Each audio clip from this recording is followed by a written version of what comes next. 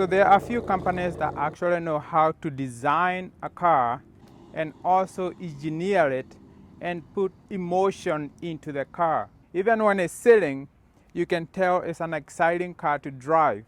And once you get in it and start driving, you can connect to it. You can feel the emotion. You can feel the thrill that it's not just the design, but also the way it drives and operates.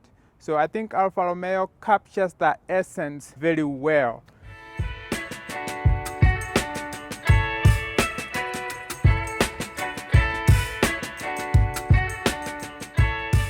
So this is a 2018 Alfa Romeo Giulia Quadrifoglio.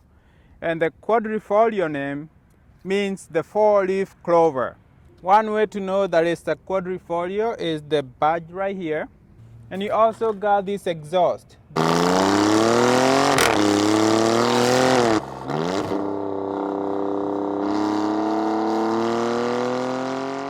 So the Giulia is the size of a BMW M3. It's a mid-size sedan and also occupies the same space as Audi A3 and RS3. So the engine and the chassis on this car is one of the best. I think it drives even better than the BMW M3. When this car came out, it made BMW go back to the drawing board. When you look at BMW M2, M3, when they have the competition package, is because of this car. However, on this car, they did have some help by Ferrari, and you can tell when you drive it. This engine is a V6, a 2.9 twin turbo, making 505 horsepower here in the US, and it also makes 443 pound-feet of torque. And it is all sent to the rear wheel drive. The Quadrifoglio did not come in four-wheel drive, and it has a carbon fiber drive shaft to send that power to the back. Although Alfa Romeo would like to deny, they deny it with every chance they get. This was co-produced with Ferrari.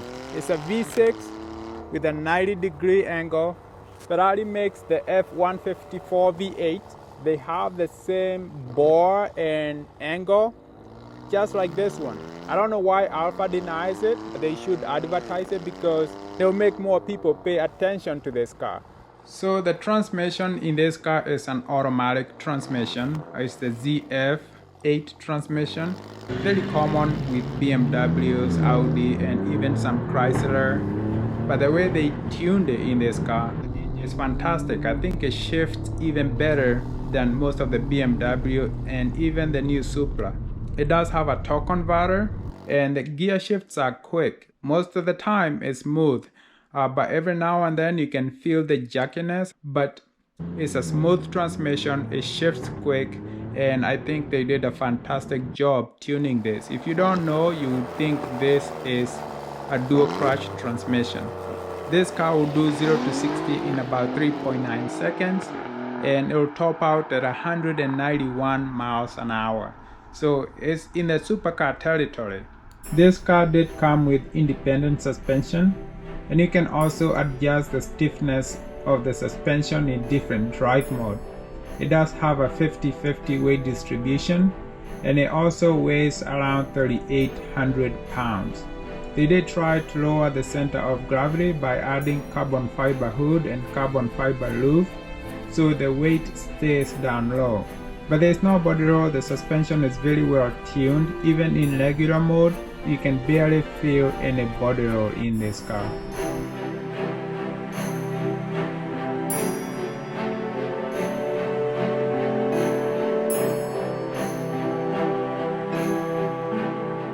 So starting with the front, obviously you have the upside down triangle, and you have huge opening here for the intercoolers.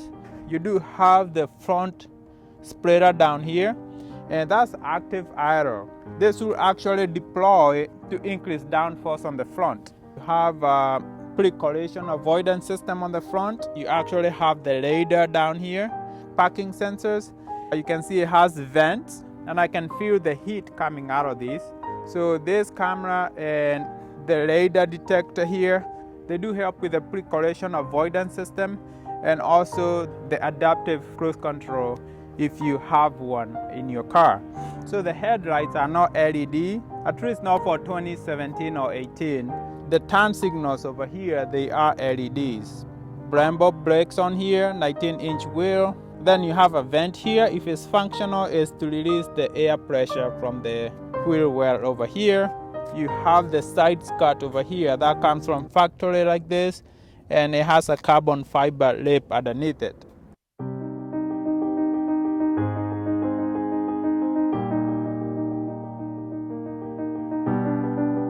From the passenger side, it's a nice place to be. So have some leather trim with lead stitching. You have some carbon fiber accent everywhere. You have side airbags. You have the front airbags.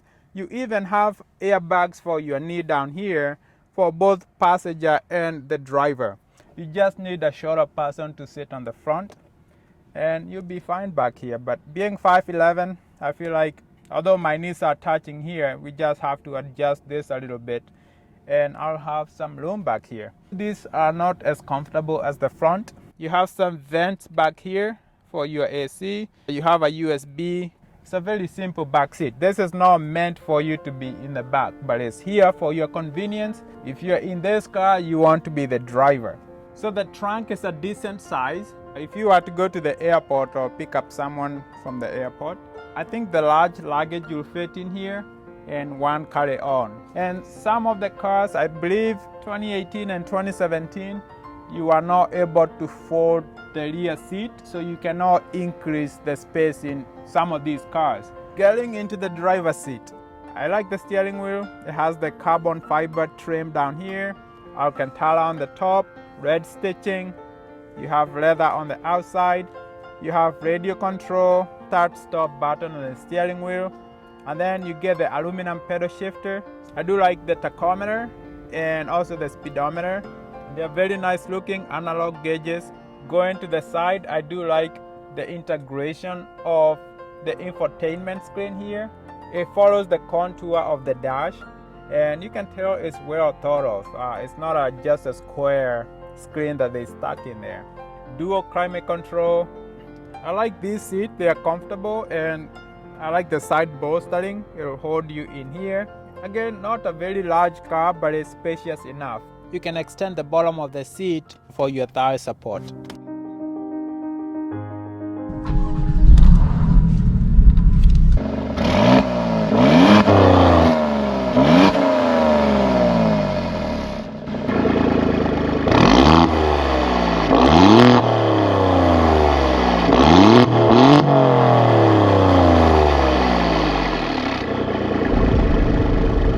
So as you can tell, the car is very quiet.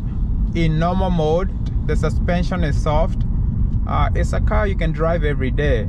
You can hear a little bit of road noise, but no engine noise, no exhaust, no turbos. You still have the power. I think in regular modes, you have about 350 horsepower. But once you switch it to race mode, that's when things changes. So let's put it in race mode and you can tell the difference. Into race mode.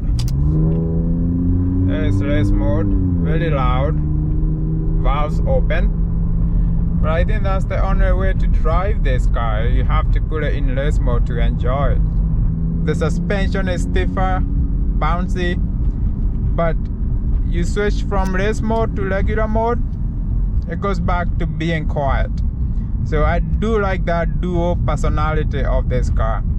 You do not get a lot of feedback with the steering wheel because it's electric, but it's sharp. This is a very sharp steering wheel. It doesn't take a lot of input to move the car. The chassis on this car is great. There's no body roll. I do like how they were able to tune the engine, the response, the chassis. Everything works together very well.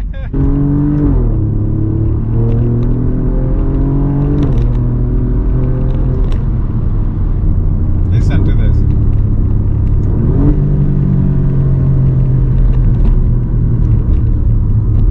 This Ferrari engineered engine is happiness. I mean, this is the car to get if you only need one car. the internet always think these are the worst cars. But I think you have a lot more happier owners than unhappy ones. So let us talk about reliability on this car. And this is a big issue. And I think that's why this car depreciates so much, because people think these cars are highly unreliable. If you look at the internet, it's full of negative review of this car. When you buy this, the main thing you need to consider is the dealership. For instance, where I live, I don't have an Alfa Romeo dealership for another 2 hours. The closest one is about 80 miles away. This car, the Quadrifoglio and also the 4C, they need a trained technician to work on these cars. Not just any technician at the dealership can actually work on these. The second issue is some dealers, they are terrible. Some Alfa dealers and Maserati dealers, they offer terrible customer service, but majority of them, they are good. Not a lot of mechanics who work on these. There are mechanics who work on old Alfas, but the new Alfas, there are different cars, a lot of electronics. So before you buy an Alfa, make sure you are either a mechanic or you have a mechanic who can work on this car close by, or you have a dealership that is within an hour from the place you live. So that's the main issue. The second issue is electronics. These have sensors everywhere. You have sensors on the bumpers, windshield, sensors on the back. Everything has a sensor on it. And most of the issue you see with Alfa Romeo is electronic and sensor failure. It's not a big deal, but again, you do need someone who can diagnose the issues. Batteries on this car, they have to be in top shape. The electronics on this car, they are very sensitive to low battery voltage. And I found that out with my 4C. The battery died and I had check engine light. Other people have transmission issues because of low battery. The engine is very well engineered, and the transmission, they have used it on a bunch of other cars, from BMWs to Maseratis to even Dodge. They use the ZF transmission. Rest assured that the engine itself and the transmission, they are not going to leave you stranded on the side of the road. However, we cannot say the same about the electronics. So when you get this car, the only thing that you might be hesitant about is maintenance. These do have the timing chain, so you don't have to do the timing belts on these. The accessory belt, make sure that is done. This will shut down the right side of the engine. And the way it does that, it does have two ECU. It has the master ECU and a secondary ECU. So the secondary ECU will look at the conditions. There are some conditions that have to be met, like the speed, the temperature, and the nature of driving. If all those conditions are met, then the ECU will send a signal to the master ECU and ask it to shut down one side of the engine. But it only shuts it down for about 100 seconds. The reason they do it every 100 seconds is because they do not want to damage the catalytic converter. So that's how you end up getting some very good gas mileage on this car. Although I think people who buy these, majority of them, I don't believe they care about gas mileage. You can get from 34 to 40 miles per gallon on the highway because of that cylinder deactivation. So I think most of us have forgotten about this car or do not pay attention to this car because of the reputation. I think that's the Alfa of the past. So it's not just Alfa that had a bad reputation. Cars like Audi had the same reputation, Jaguar had the same reputation, but they figured out how to manufacture car and make them reliable.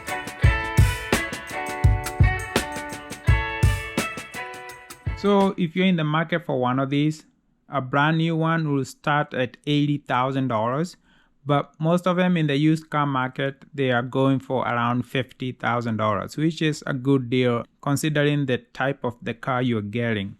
One thing to consider is the warranty. I think the warranty was 4 years or 50,000 miles. So if you're getting an older car, you have to buy the extended warranty. Remember, there is no expensive car than a European car without a warranty. The other thing to consider is In 2020, there were some updates. Some were in the engine and some in the interior of the car. In the engine, they added 6 extra injectors, and those help to prevent the carbon buildup in the engine. If you want the newer technology, then you buy a 2020 and up. Also, the interior, they stopped the lead stitching, and also the carbon fiber seats, those are gone. But they were an expensive option, and I don't think a lot of people bought those. The carbon fiber seats, they are manual, but if you don't care about powered seats, then if you find a carbon fiber one, go for it. 2020 and up, they did come with level 2 autonomous driving. I don't know why someone would buy a car like this that can self-drive, because this is a driver's car, but that's an option. Also, you have to consider the insurance. The insurance for this, they're about $2,400, and that's about how much I pay for my Alfa Romeo 4C. I think the older cars, you are not able to put down the back seat. It's not able to fold like a 60/40, so you cannot increase space in your trunk. Other thing is getting in and out of the car can be tricky because where the B pillar is, the seat is a little bit behind the B pillar. And if you're a larger person, or if you have joint issue, it might be slightly inconvenient for you to get in and out of the car. And when I look to the side, the B pillar is right here on my face. You might have more of a blind spot when you look to the side. Other than that, I think it's a wonderful car. If you get one that is well maintained, 500 horsepower, engine that was engineered by Ferrari, this is a fantastic car, and it's sad that these cars are going away. We are not sure how long Alfa Romeo will keep offering this car, but I think it's on the last leg. Within the next year or two, they might discontinue the car, and it will be sad when all these fun cars goes away. So if you have the money, if you can get one, it's time to get one of these because they're fantastic. So thank you for watching. I'll see you on the next one.